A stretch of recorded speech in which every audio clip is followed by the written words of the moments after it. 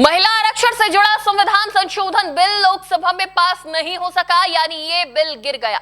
मोदी सरकार के 12 साल के कार्यकाल में ये पहली बार है जब कोई संवैधानिक संशोधन बिल पास नहीं हो पाया है। इस सरकार के लिए बड़ा झटका माना जा रहा है, लेकिन अब यही मुद्दा बीजेपी का बड़ा हथियार भी बन सकता है। तो जानते हैं कैसे। नमस्कार, टीवी 24 नेटवर्क देख रहे हैं आप, मैं हूं आपके साथ शिखा मेहरोत्रा। पिछले 2 दिनों से लोकसभा में इस बिल पर जोरदार बहस चल रही थी। सरकार पूरी कोशिश कर रही थी कि किसी भी तरह बिल पास हो जाए, लेकिन विपक्ष अपने रुख पर अड़ा रहा और आखिरकार वोटिंग में सरकार जरूरी 2/3 बहुमत नहीं जुटा पाई। वोटिंग में 528 सांसद शामिल हुए, जिसमें 298 ने बिल के पक्ष में और 230 ने विरोध में वोट दिया। लेकिन बिल पास करने के लिए 352 वोट चाहिए थे, जो सरकार हासिल नहीं कर सकी। इस दौरान प्रधानमंत्री नरेंद्र मोदी ने भी सांसदों से अपील की थी कि वो महिलाओं के अधिकारों को ध्यान में रखते हुए बिल का समर्थन करें। बता दें कि बिल गिरने से पहले सोशल मीडिया एक्स पर पोस्ट करते हुए पीएम मोदी ने लिखा था, संसद में इस समय नारी शक्ति वंदन अधिनियम में संशोधन पर चर्चा चल रही है।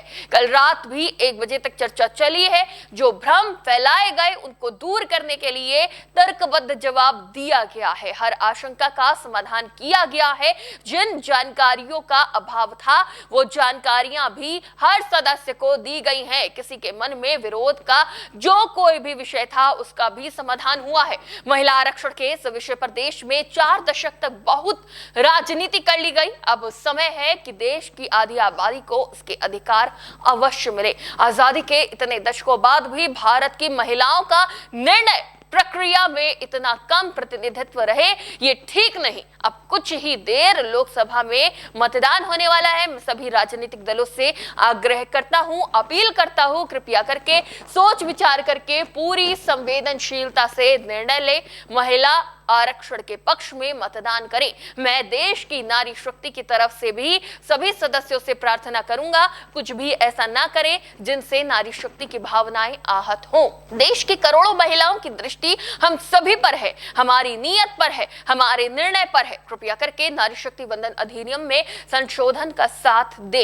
एक दूसरे पोस्ट में पीएम मोदी ने अपील करते हुए लिखा, आप अपने घर में मां, बहन, बेटी, पत्नी सबका स्मरण करते हुए अपनी अंतरात्मा को सुनिए। देश की नारी शक्ति की सेवा का, उनके वंदन का ये बहुत बड़ा अवसर है। उन्हें नए अवसरों से वंचित नहीं करिए। ये संशोधन सर्वसम्मति से पारित होगा तो देश की नारी शक्ति और सशक्त होगी, देश का लोकतंत्र और सशक्त होगा। आइए हम मिलकर आज इतिहास रचे, भारत की नारी को, देश की आधी आबादी को उसका हक दे। बता दें कि पीएम मोदी की अपील के बाद भी विपक्ष ने इसे नहीं माना, क्योंकि विपक्ष का कहना है कि सरकार ये बिल राजनीतिक फायदे के लिए लाई थी। वहीं सरकार का आरोप है कि विपक्ष महिलाओं के अधिकारों के खिलाफ खड़ा है।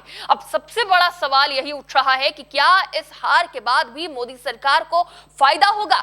दरअसल बीजेपी इस मुद्दे को चुनाव में भुनाने की तैयारी में है, खासकर पश्चिम बंगाल और तमिलनाडु जैसे राज्यों में होने वाले चुनाव में, जहां वो विपक्ष को महिला विरोधी बताकर वोट मांग सकती है। साथ ही 2029 के लोकसभा चुनाव में भी इस मुद्दे को बड़ा चुनावी हथियार बनाया जा सकता है। यानी साफ है, संसद में भले ही सरकार ये बिल पास नहीं करा पाई, लेकिन सियासत में इस मुद्दे का खेल अभी बाकी है। सरकार इस बिल के गिरने के बाद जनता के बीच जाएगी और विपक्ष पर महिलाओं का अधिकार छीनने का आरोप लगा सकती है, क्योंकि सरकार ने अंतिम समय तक विपक्ष को मनाने की कोशिश की थी। सरकार ने समाजवादी पार्टी समेत कई दलों से संपर्क किया, लेकिन सफलता नहीं मिली। अमित शाह ने विपक्ष पर आरोप लगाया कि वो महिलाओं के आरक्षण को रोकने के लिए बहाने बना रहे हैं। बता दें कि ये मुद्दा देश हित के लिए सबसे अहम माना जा रहा है, क्योंकि महिलाओं को लोकसभा और विधानसभा में 33% सीटें मिलनी है, लेकिन बिना नई जनगणना के ये आरक्षण कब और कैसे लागू होगा ये अभी अनिश्चित है।